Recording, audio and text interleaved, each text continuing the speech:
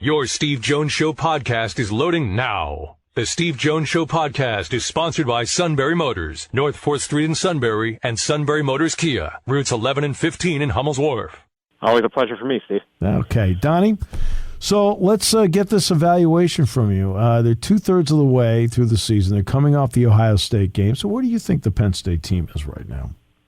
I'm going to give you the boring take here because I really believe it, but I think I think this has been a pretty good season for Penn State. I think if you could eliminate Clifford getting hurt, I think they're a 7-1 team, and they're right where everybody pretty much would have dreamed they'd be in the beginning of the season. I think they've grown in some areas. I think they've overcome a lot, especially on the defensive line. I mean, nobody really talks about it. They've lost some really, really big-time defensive linemen, Isaac, PJ during the season, and they've done a good job coming back. They've gotten some. They've done a really good job out of the portal. I mean, they've gotten some really good players that have become leaders, that have become invaluable players. I think it's been an overall positive season.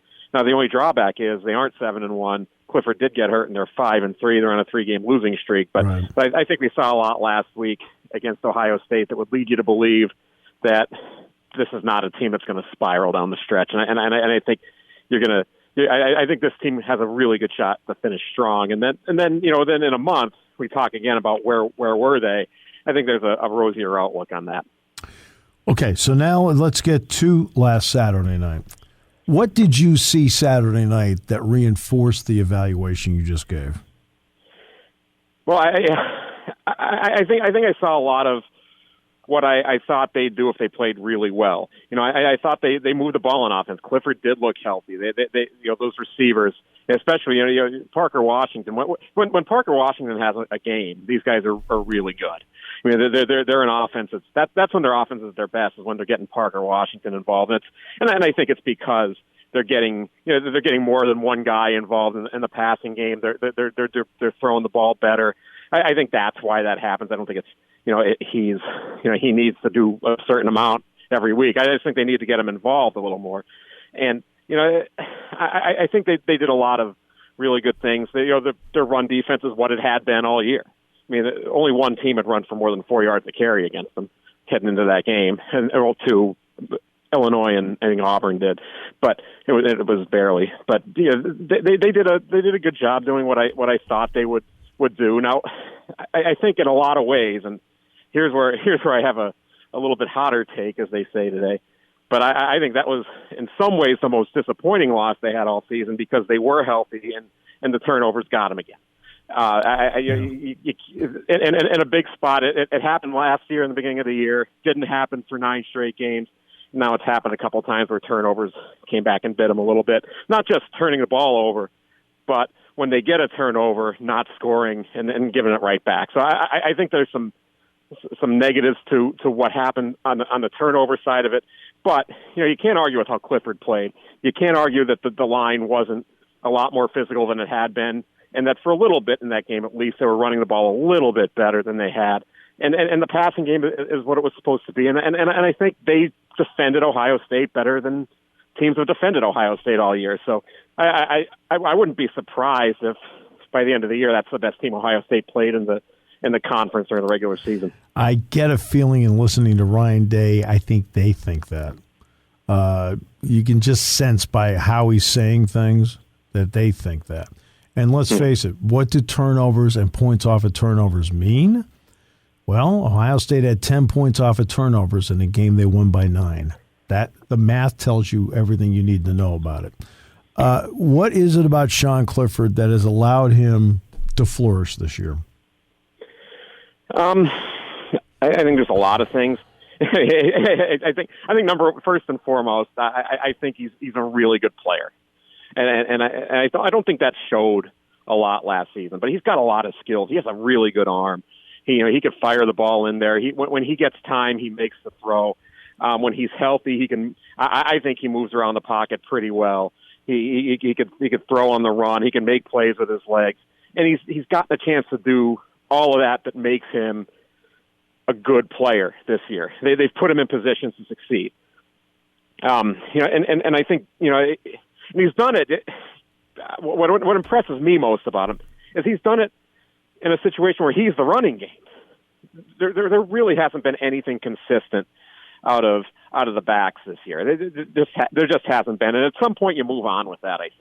You just say, hey, we get what we can, and we proceed. But Clifford's given them a running game, and teams don't have to honor what Penn State does outside of him in the running game.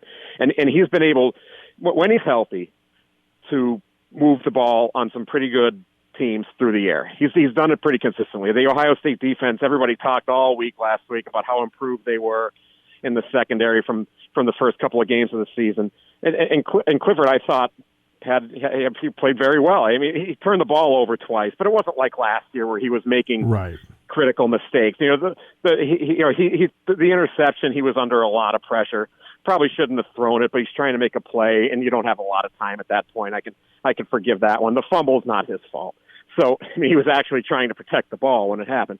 So I think, you know, I just see his skills coming through in a different way this year, and a lot of credit I think probably goes to Mike Yurcich, but a lot more probably goes to Clifford for saying, hey, look, I'm a better player than I was last year, and I'm gonna clean up some stuff that they've been asking me to clean up. I mean, this is a guy who lost his job last year, and now he's unquestionably the most valuable player on this offense to me.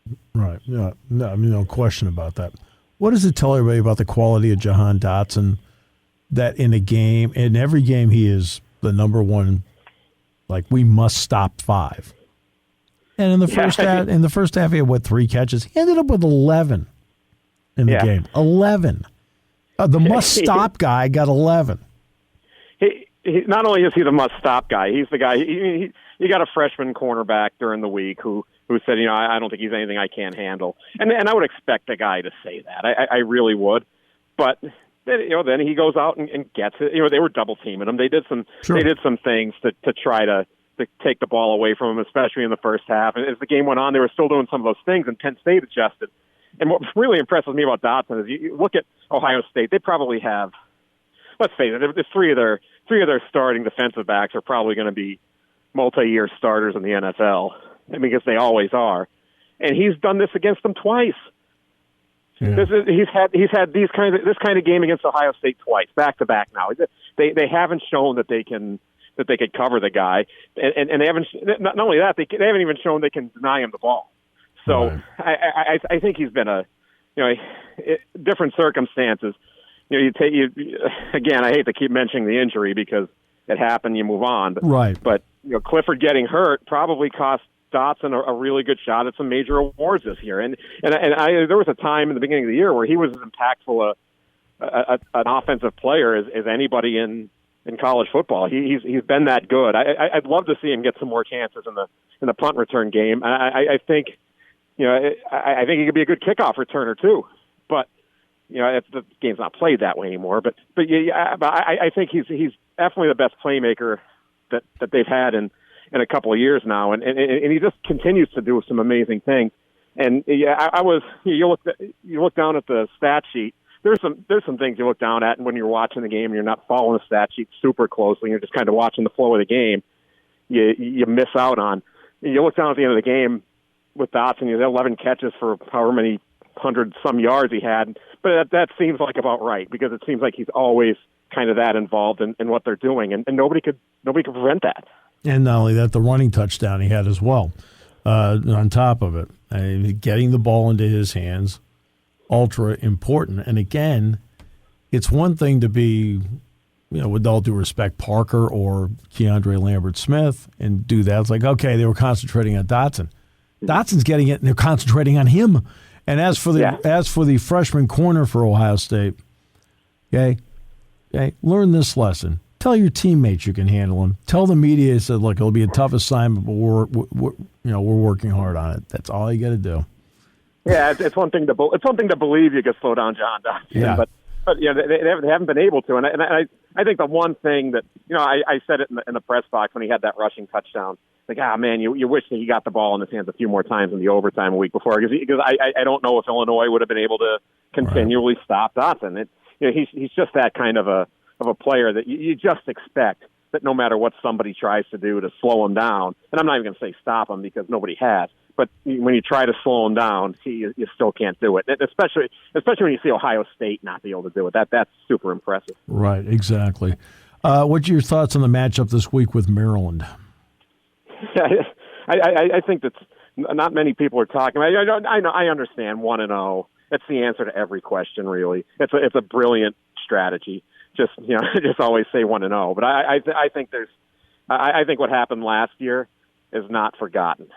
And I could see Penn State coming out and playing a great game this weekend because they're not going to sleep on Maryland here. I've heard people say, oh, they one loss tends to lead to the next with this team, and I don't tend to buy that because that's always such a every game is such an entity in and of itself, and there's things that happen in every single game that determines what goes on that day, who's playing, who's injured, what's the situation with players, everything like that. But I think Penn State's, outside of PJ, pretty healthy coming into this game. I think this team seems ready for a win. And I don't think what happened last year is going to be lost on these guys. I think they're going to go in ultra focused. And James said at his press conference yesterday, kind of threw it in at the end because nobody asked about it. But he said, we have seen what happened we do remember what happened last year, and we've studied it.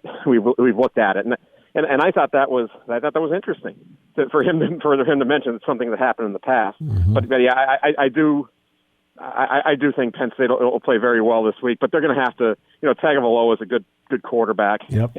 Obviously, Jarrett's a heck of a receiver. Gave him a whole lot of problems last year, but I think that this is a very different secondary than they had last season, and this is a very different defensive line. I think Ebiketie could give Tagovailoa some problems this week, and force them into some of the mistakes that they're prone to make too. It's always interesting when something's volunteered. That tells you some mindset. I always say James's press conferences are interesting because he will volunteer information if you're looking for it. Donnie, always a pleasure. Thank you so much for your time. Can't wait to see you Saturday. I'll be there, Steve. Can't wait.